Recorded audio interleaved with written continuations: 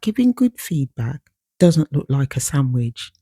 And if you've never heard that phrase before, it's a technique that's used in the workplace, a kind of framework that helps people to supposedly give good feedback. But I have a problem with the feedback sandwich because at best it's disingenuous and people see through that kind of stuff. So, for those who don't know what a feedback sandwich looks like, what it is at the beginning of the conversation, you say something positive, in the middle, you say the challenging thing, and then you end with something positive. So, the thing that you say at the beginning is really a segue into why you're really having the discussion, which is the challenging thing that you needed to say. And hopefully, you're ending off with the other positive thing so that the very challenging thing that you needed to say doesn't feel as bad to the person. But when you're trying to establish trust with someone, I just don't think it's helpful. Because if you've got something positive to say to someone, why would you save it until when you needed to say something difficult? You should always be giving someone feedback at the time when the situation arises so that it's more meaningful. The feedback sandwich is a bad idea because it dilutes the message. There is a key message that you want to deliver, and you don't want somebody to be confused with that message. And then also, it kind of leaves the person feeling that what is it that you really wanted to say, and they will reach the point where they understand it was the middle bit that you wanted to say, and then they don't trust what you said at the beginning and at the end of the conversation either.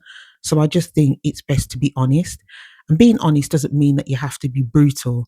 Listen, I come from a Jamaican household, and they don't really dress up the feedback that they want to give to you.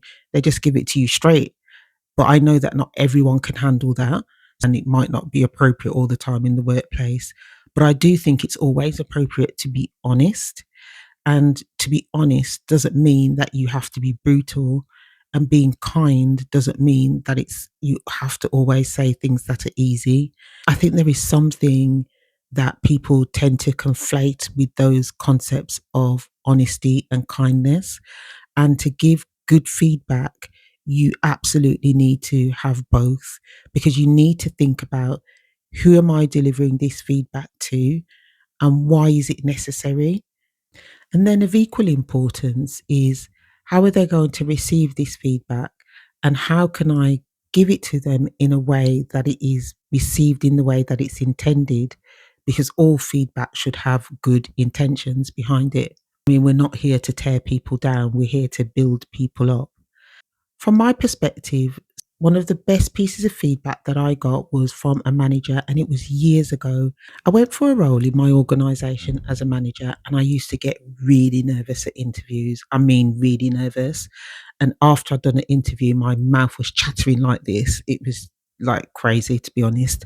But that's how I was with interviews. And I went for this interview for a managerial role. I'd been doing the job, to be honest, and I was really good at doing the job. But going for interviews is its own separate skill set. I wasn't actually interviewed by my manager. I was interviewed by people that were senior to my manager, so they were at assistant director level. And of course, I showed up nervous, and I tried my best in that interview. And the feedback that I got from it was that I wasn't ready for the role. Bearing in mind this was a role that I was already doing and I was excelling in doing the role, but it was on a temporary basis. And the rules within our organization was that you couldn't just get a role through good performance. You have to go through an interview process. So I didn't get through the interview, and the feedback was they didn't feel that I was ready for the role. So a few weeks later, they advertised for the role again, and I had no intention of applying for it because they'd already given me the feedback to say that they didn't feel I was ready for the role. So, what would have really changed in a 3, 4 week period? My manager then approached me and said, "Are you applying for the role?" And I said, "No, because this was the feedback that I was given." And she told me the real feedback, which was, I didn't do a great interview, and that was the reason why I didn't get the role.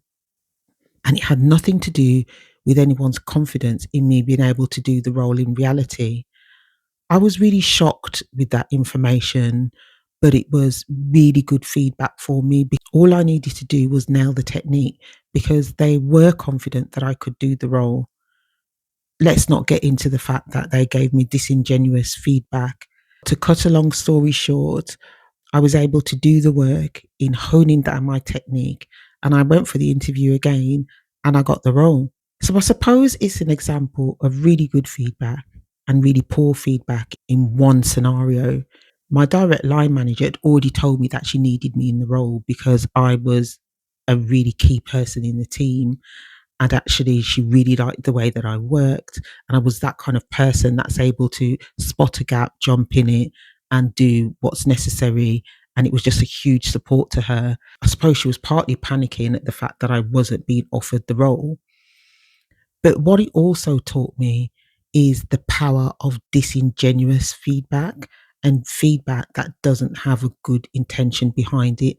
Now, the people who gave me the feedback, really senior leaders, probably thought they were being kind to me by not actually telling me the truth. But you can already see in this scenario that what it would have done is prevented me from going for an opportunity.